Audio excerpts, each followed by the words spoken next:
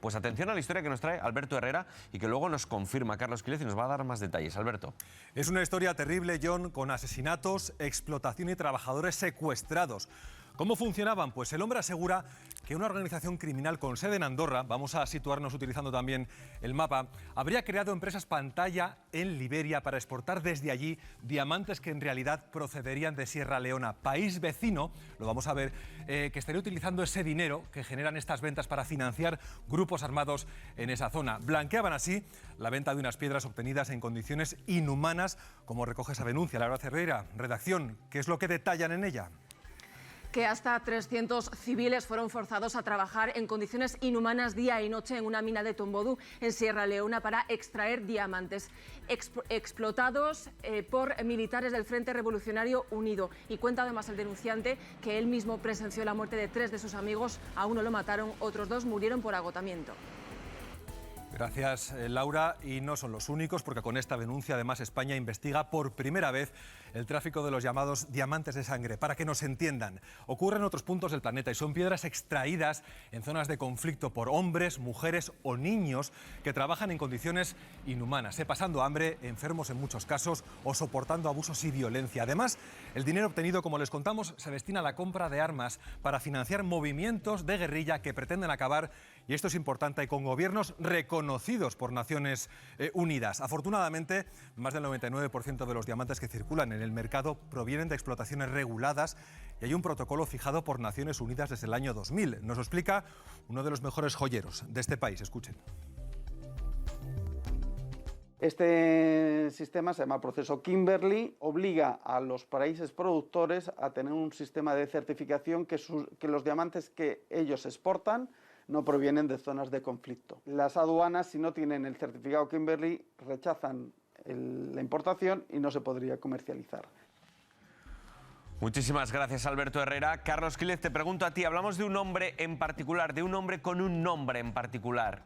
¿Quién es el español Manuel Terrén? Sí, Manuel Terrén es el hombre de paja de quien yo creo que es la X. Es una opinión personal, pero hay algunos datos empíricos que así lo dicen, que es la X del caso, que es un político andorrano, un hombre que fue ni más ni menos que el número 2 del gobierno de Andorra, ministro de Finanzas del gobierno de Andorra, el señor Jordi Finca. El señor Terrén era el empleado de Jordi Finca. ¿Y Jordi Finca quién era? Era el director general de la empresa Orfun en el periodo de tiempo al que hace referencia la querella de la que estamos dando cuenta. Por cierto, una querella que apunta de momento al señor Terrén, luego me referiré al señor Finca con más detalle, aunque sea brevemente, para deciros que este pasado lunes 4 personas ya han declarado en la Audiencia Nacional en el marco de esa querella presentada por este ciudadano de Sierra Leona, que directamente habla de esclavitud, habla de asesinatos, habla de tráfico de diamantes de sangre, habla de blanqueo de capitales, es decir, una verdadera aberración. Se produjeron 4 declaraciones y decía que es importante la figura de Terrén, que por cierto está en Brasil, el objeto de la querella, el principal inculpado sobre el papel en este momento, a día de hoy, el señor Manuel Terrén se encuentra en Brasil. Lo llamativo de las declaraciones que se produjeron, según ha podido saber esta redacción, es que el juez preguntó 1 y 16 veces a los 4 testigos, entre ellos el presidente de la compañía, que en su momento ya había denunciado a Terrén y a Jordi Finca, les preguntó justamente por la figura de Jordi Finca, preguntándole cosas como, por ejemplo, si le constaba que el señor exministro disponía o no de patrimonio, de propiedades en España, si el señor Finca había viajado o no a Liberia, si el señor Finca mantenía relaciones con gobiernos vinculados con delitos de lesa humanidad en aquel país. Es decir, una serie de preguntas muy dirigidas, muy en el centro de la diana y que tenían, dijéramos, a la figura de Jordi Finca, de momento no imputado, no sabemos si lo será o no lo será. Sí que sabemos que fue objeto de una querella presentada por Joan Samarra, que era el presidente de la compañía, que le acusó de todo esto de lo que estamos hablando y de además haber creado una cuenta paralela. Sabemos, y esto es un dato también objetivo porque el propio Finca lo ha reconocido, que él, fijaos qué cosa más curiosa, todo un político de ese renombre, un director general de una compañía de ese calibre, era el que trasladaba lingotes de oro desde el aeropuerto de Barcelona, que llegaban, vaya usted a saber cómo, en coche a Andorra. Es decir, no una empresa de seguridad, no una empresa de mensajería, no una empresa de transporte, sino el señor exministro con los lingotes de oro.